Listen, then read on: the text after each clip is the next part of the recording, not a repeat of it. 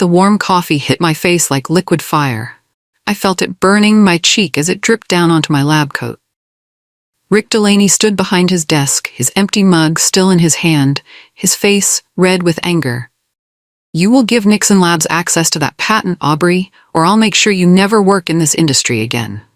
I stood there, coffee still dripping from my chin, and looked him straight in the eyes. 6 years. 6 years I'd given this company everything I had.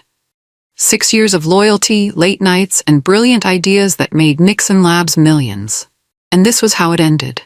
"No," I said quietly, wiping the coffee from my face with my sleeve. "I won't." His jaw dropped. He probably expected me to cry or beg for forgiveness. Instead, I grabbed my bag from the chair and headed for the door. I quit. As I walked out of his office, I could hear him shouting behind me. But I didn't look back. He had no idea what he'd just done. He'd just thrown away the most valuable thing Nixon Labs ever had.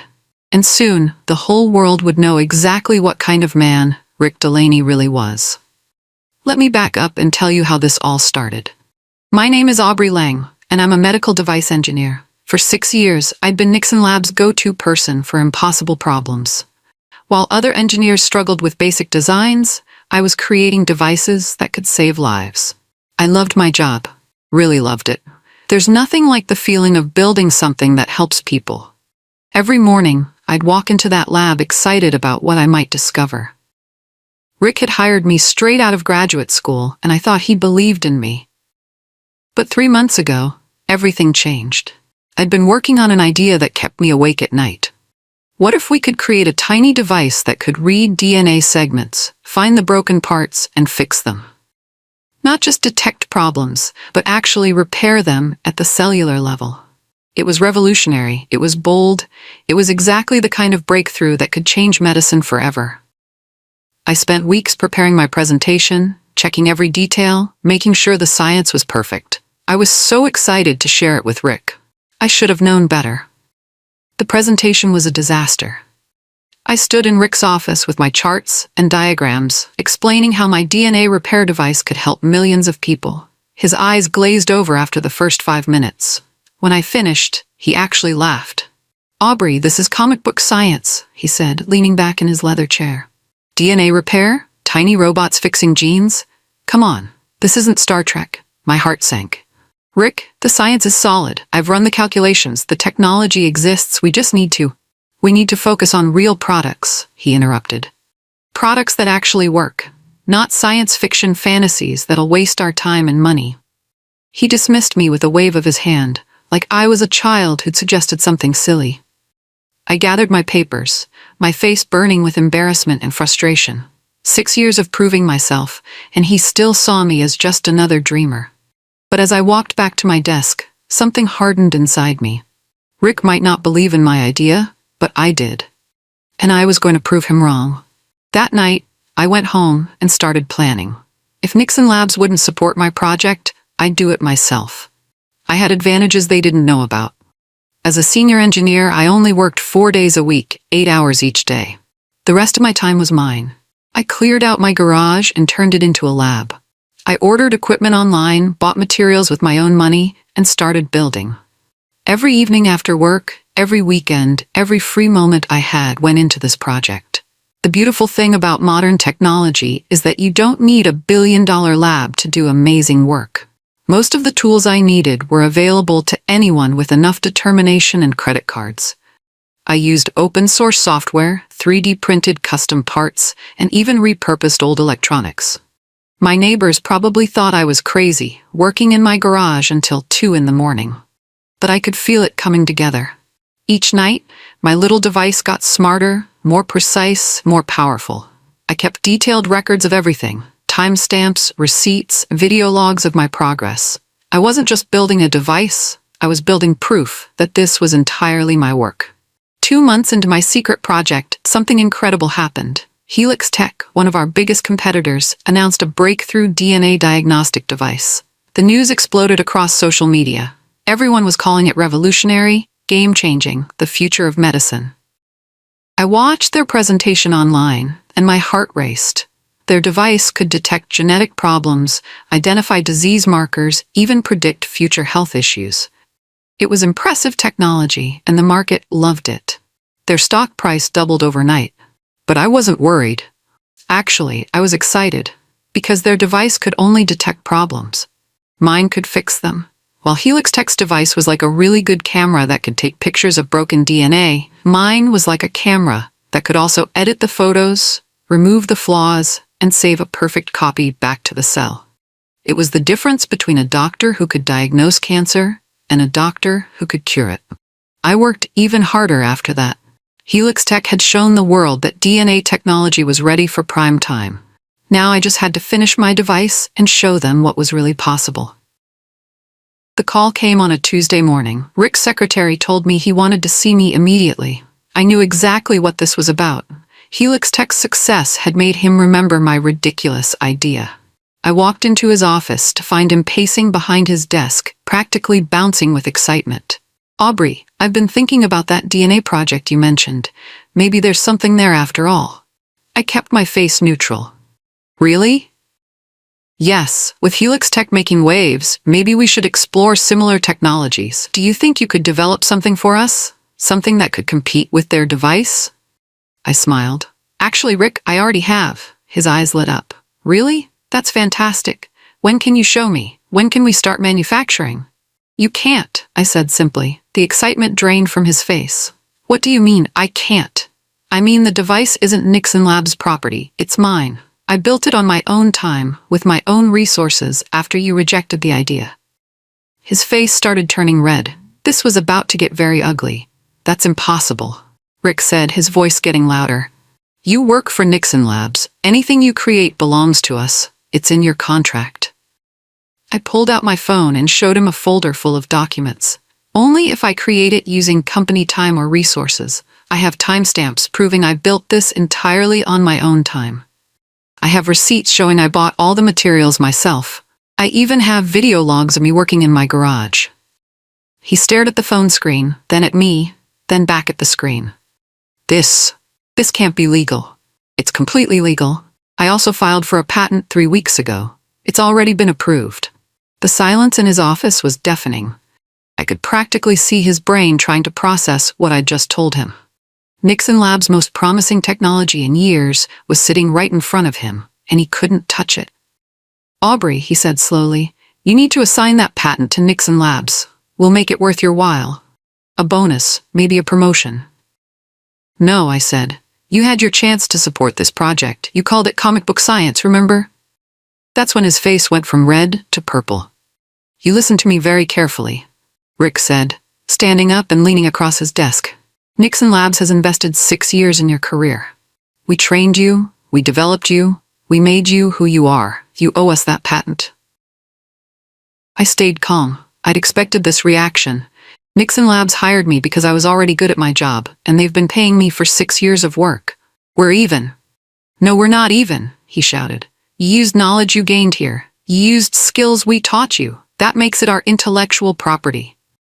By that logic, every company would own everything their employees ever create for the rest of their lives," I replied. "That's not how it works." He grabbed his coffee mug from his desk. It was still steaming. He'd just filled it up. "You will transfer that patent to Nixon Labs, Aubrey." "I'm not asking. I'm telling you." I stood up and shouldered my bag. "And I'm telling you no. If you'll excuse me, I have work to do." That's when he lost it completely. He drew his arm back and hurled the coffee directly at my face. The coffee hit me like a slap of liquid fire. I gasped as it splashed across my cheek and dripped down my neck. For a moment, I just stood there, shocked. Rick Delaney, my boss of 6 years, had actually thrown coffee at me. "Now look what you made me do," he yelled. "This is what happens when you betray the company that made you." I wiped coffee from my eyes and looked at him. He was standing behind his desk, breathing hard, the empty mug still in his hand. He looked as surprised as I was by what he'd just done. "I quit," I said quietly.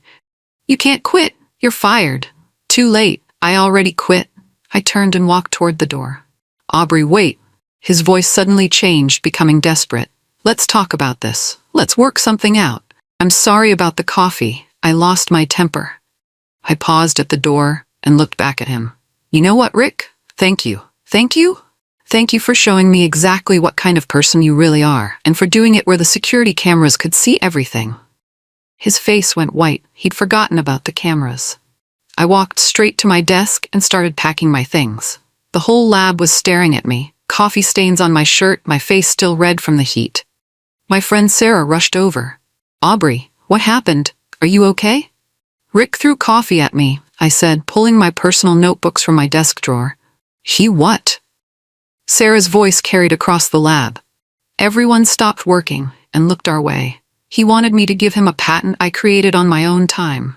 When I refused, he threw coffee at my face." The lab erupted in shocked whispers. Everyone knew Rick could be difficult, but this was beyond anything they'd imagined. I kept packing, ignoring the stares and questions. My phone buzzed. A text from Rick. "Please come back to my office. We need to talk." I deleted it and kept packing. Another text. "I'm sorry about the coffee. Let's work this out like professionals." I took a screenshot of that one. It might be useful later. 20 minutes later, I carried my box of personal items toward the exit. Behind me, I could hear Rick's voice echoing from his office, probably on the phone with legal or HR, trying to figure out how to contain this disaster. The next morning, I woke up in my own bed for the first time in 6 years without having to go to Nixon Labs. It felt strange but also liberating. I made coffee, carefully, and sat down to plan my next moves. First, I called my lawyer. Janet Chen was smart, tough, and specialized in intellectual property law. I'd hired her when I first filed my patent just to be safe. "They did what?" Janet said when I told her about the coffee incident. "Threw warm coffee at me when I refused to sign over my patent. Please tell me there were witnesses. Better than witnesses. Security cameras." Janet was quiet for a moment. "Aubrey, this might be the stupidest thing I've ever heard an executive do. Are you hurt? Do you need medical attention?" I touched my cheek where the coffee had hit. It was still a little red but not seriously burned. "I'm fine, but I have a feeling this is just the beginning." "You're probably right.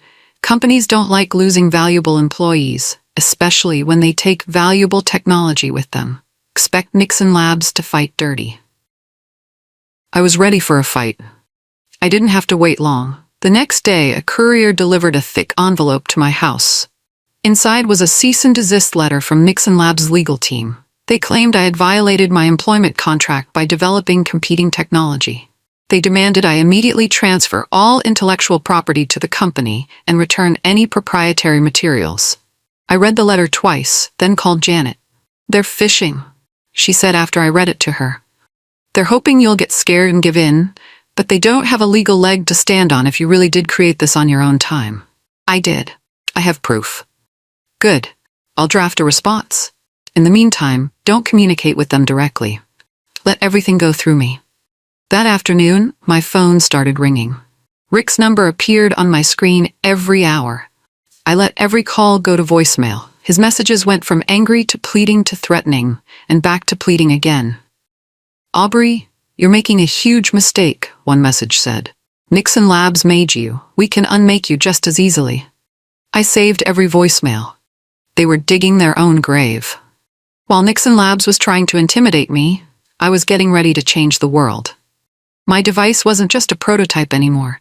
It was a working miracle.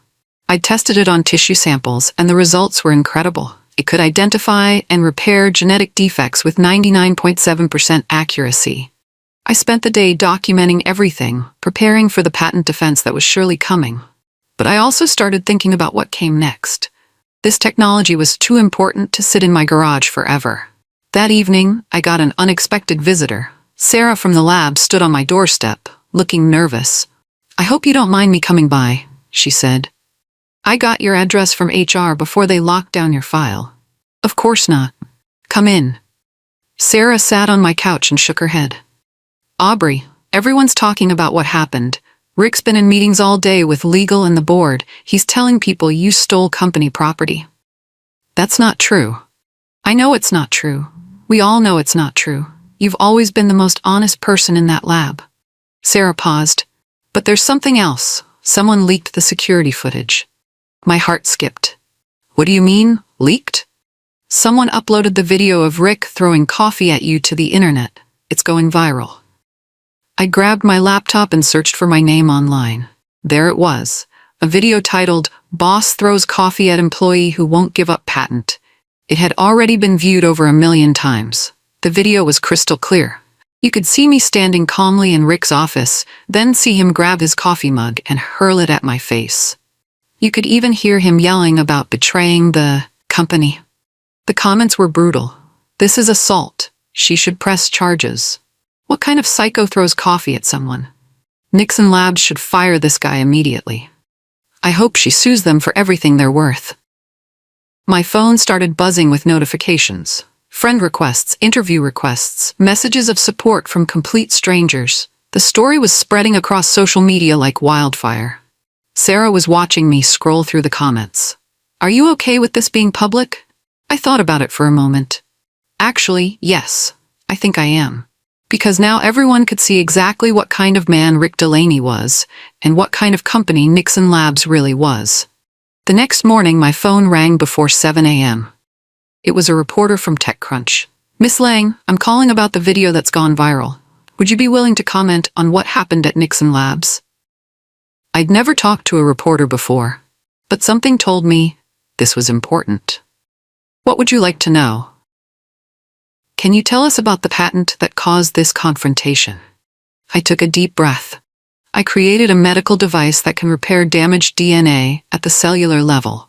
It could potentially cure genetic diseases that have never been treatable before. There was silence on the other end of the line. "You're saying you invented a cure for genetic diseases and your boss threw coffee at you when you wouldn't give it to him?" "That's exactly what I'm saying." The story ran that afternoon with the headline, "Engineer who invented DNA repair device assaulted by boss who demanded patent rights." It included the viral video, my interview, and a technical explanation of what my device could do. Within hours, my inbox was flooded with messages from investors, pharmaceutical companies, and medical researchers. Everyone wanted to know more about my invention. Nixon Labs went into full damage control mode. They released a statement claiming the video was taken out of context and that I had violated my employment agreement. They said my device was based on proprietary company research and demanded I stop making false claims about its capabilities. But their statement only made things worse. The internet had already decided who the villain was in this story. Every social media platform was flooded with posts supporting me and condemning Rick. Someone created a hashtag, #CoffeeGate. Within 24 hours, it was trending worldwide. A local news station picked up the story, then a national network, then international outlets. My face was on TV screens around the world, and Rick Delaney was becoming the most hated boss in America. My lawyer called me that evening. "Aubrey, I've never seen anything like this. Nixon Labs. Stock price has dropped 15% in 2 days. They're getting thousands of angry emails and calls. This is bigger than just a workplace dispute now." I was sitting in my garage lab looking at my device. Such a small thing to cause such a big storm. What happens next? They're going to escalate. Be ready for anything. Nixon Labs filed a lawsuit the next day. They claimed I had stolen trade secrets, violated my employment contract, and damaged their reputation with false statements. They demanded an injunction to stop me from discussing my device publicly and wanted damages for lost business. I read the lawsuit with a mixture of anger and amusement. They were accusing me of damaging their reputation? Rick throwing coffee at me had damaged their reputation. I was just the person it happened to. Janet was confident. They're desperate. This is what we call a slap suit. Strategic lawsuit against public participation. They're trying to silence you with legal threats, but they don't have a real case. That afternoon, I got a call from an unexpected source, Dr. Maria Santos, head of genetic research at Echelon Biotech. I knew the name. They were one of the most respected companies in medical technology. "Miss Lang, I've been following your story. I wonder if we could meet to discuss your device." "You want to discuss my device?" "I want to discuss buying it. What you've created could save millions of lives. It shouldn't be stuck in legal battles when it could be helping patients." I agreed to meet her the next day. Echelon Biotech's offices were everything Nixon Labs wasn't. Bright, modern, filled with energy and purpose. Dr. Santos greeted me personally and gave me a tour of their facilities. "We believe in supporting innovation, not stealing it," she said as we walked through their research labs. When we saw what happened to you, our entire board was horrified. She led me to a conference room where 3 other executives were waiting. They'd done their homework. They knew exactly what my device could do and how revolutionary it was. We'd like to make you an offer, Dr. Santos said. We want to buy your patent and hire you to lead the development team that will bring this technology to market. They slid a folder across the table. I opened it and nearly fell out of my chair. $50 million for the patent, Dr. Santos explained, plus a guaranteed salary of $500,000 a year to oversee development, plus royalties on every device we sell. I stared at the numbers. It was more money than I'd ever imagined having. But, Dr. Santos continued, we understand if you want to think about it. This is a big decision. I didn't need to think about it for long. That evening, I called Janet and told her about Echelon's offer. Aubrey, this is incredible. But I think we can do better. Better than $50 million? Your device is going to be worth billions once it hits the market. You should get a bigger piece of that pie. Janet was right. Over the next week, we negotiated with Echelon. In the end, they agreed to pay me $150 million for the patent, plus royalties, plus the option to lead their new genetic therapy division. While we were negotiating, Nixon Labs was falling apart. 3 more engineers quit, citing Rick's toxic leadership. 2 major clients canceled their contracts. The board called an emergency meeting. Rick tried to contact me dozens of times, but I ignored every call. Finally, he sent an email through the company's official account. Aubrey, I made a mistake. Please come back. We can work something out that benefits everyone. I forwarded the email to Janet with a note. Too little, too late. The coffee incident had cost Nixon Labs the most valuable technology they'd ever seen, and Rick was finally starting to understand what he'd done. The day I signed the contract with Echelon Biotech, one of the best days of my life. Not because of the money, although that was nice, but because I knew my device would actually reach the people who needed it. Dr. Santos held a press conference to announce the deal. She spoke about the potential of genetic therapy and how my device could revolutionize medicine. When reporters asked about the Nixon Labs controversy, she was diplomatic but clear. Aubrey Lang is a brilliant scientist who deserves to be treated with respect. We're honored to work with her, and we believe this partnership will change the world. Meanwhile, Nixon Labs was in free fall. Their stock price had dropped by 40%. 3 board members had resigned. Major investors were demanding answers about how they'd lost such valuable technology. That evening, I got a call from an unknown number. When I answered, I heard a familiar voice. Aubrey? It's Tom Morrison. Tom was Nixon Labs' CEO, Rick's boss.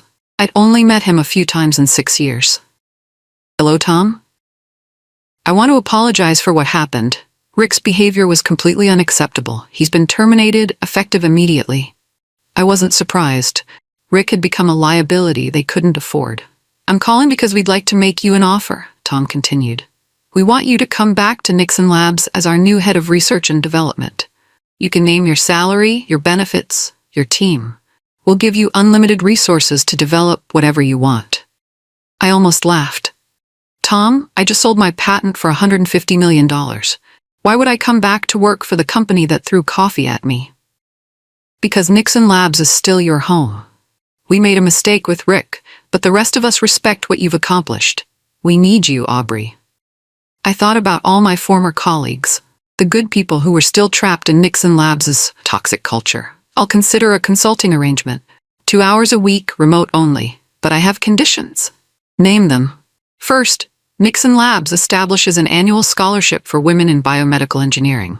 $100,000 a year minimum. Second, you implement a zero-tolerance policy for workplace harassment. And third, you publicly apologize for how I was treated. Tom was quiet for a long moment. Deal. I'll have my lawyer draw up the contract. The public apology came 2 weeks later. Tom Morrison stood in front of cameras and microphones, with the Nixon Labs logo behind him. Nixon Labs deeply regrets the treatment of former employee Aubrey Lang. Ms. Lang was a valued member of our team who contributed significantly to our success. The behavior she experienced was completely unacceptable and does not represent our company's values. He announced Rick's termination, the new harassment policy, and the scholarship program. He also revealed that Nixon Labs had offered me a consulting position, which I had accepted on a limited basis. The apology made headlines around the world. Coffeegate had become a symbol of workplace harassment and corporate accountability. My story was being taught in business schools as an example of how not to treat employees. But the best part was what happened next. 3 days after the apology, I got an email from a young woman named Lisa Chen. She was a biomedical engineering student at UCLA, and she'd just been awarded the first Aubrey Lang Scholarship for Women in Science. Miss Lang, her email said, "Thank you for standing up for yourself and for all of us.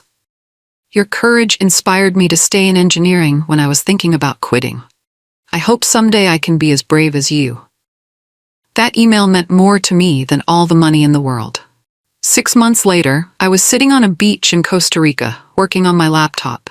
I'd decided to travel the world while consulting for Nixon Labs and helping Echelon develop my device. This was the life I'd always dreamed of, freedom to work on what I loved, when I loved it, from anywhere in the world.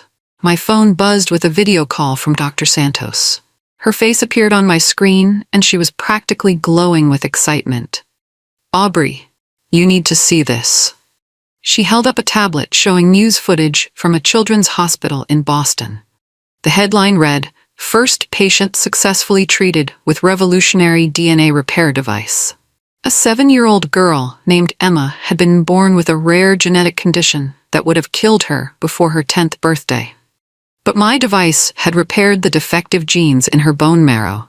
She was going to live a normal, healthy life. I watched Emma's parents crying tears of joy as they thanked the doctors. They had no idea who I was, but their daughter was alive because of a device I'd built in my garage. "There are going to be hundreds more cases like this," Dr. Santos said. "Thousands. Your invention is going to save so many lives." I wiped tears from my eyes as I sat on that beach. A year after the coffee incident, I was invited to give a keynote speech at the International Conference on Genetic Medicine. The auditorium was packed with the world's leading scientists, doctors, and researchers. I took the stage and looked out at the audience. A year ago, my boss threw coffee at me because I wouldn't give him control of a patent I'd created on my own time. Today, that same technology has saved dozens of lives and will soon save thousands more. The audience erupted in applause. I waited for it to die down before continuing. "I'm not telling you this story for sympathy or revenge. I'm telling you because it illustrates something important about innovation. The best ideas don't always come from the biggest companies or the most expensive labs. Sometimes they come from someone working alone in their garage, driven by nothing but curiosity and determination."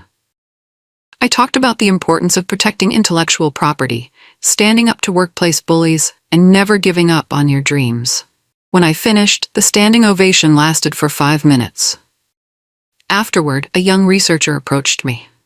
"Miss Lang, your story inspired me to leave my corporate job and start my own lab.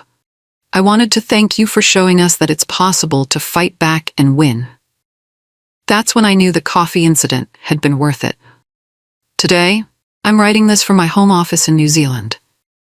It's been 2 years since Rick Delaney threw coffee at me, and my life has completely changed. My device is now being used in hospitals around the world. Hundreds of patients have been successfully treated, and clinical trials are expanding every month. Nixon Labs recovered from their crisis, but they're a different company now. Tom Morrison implemented real changes to their culture, and they've become a leader in ethical business practices. I still consult for them 2 hours a week, helping them develop new technologies that could complement my original device. Rick Delaney never found another job in the biotech industry. The video of him throwing coffee at me follows him everywhere. He's learned the hard way that actions have consequences. But I don't spend time thinking about Rick anymore. I'm too busy living the life I always wanted. I travel, I research, I help young scientists get started in their careers. Most importantly, I get to see sick children become healthy children because of something I created. Sometimes people ask me if I regret not giving Nixon Labs access to my patent. After all, I could have stayed in my comfortable job and avoided all the drama. But every time I see news of another life saved by my device, I remember why I fought so hard to keep control of my invention. It was never about the money or the fame. It was about making sure the technology reached the people who needed it most. That's worth a face full of coffee any day.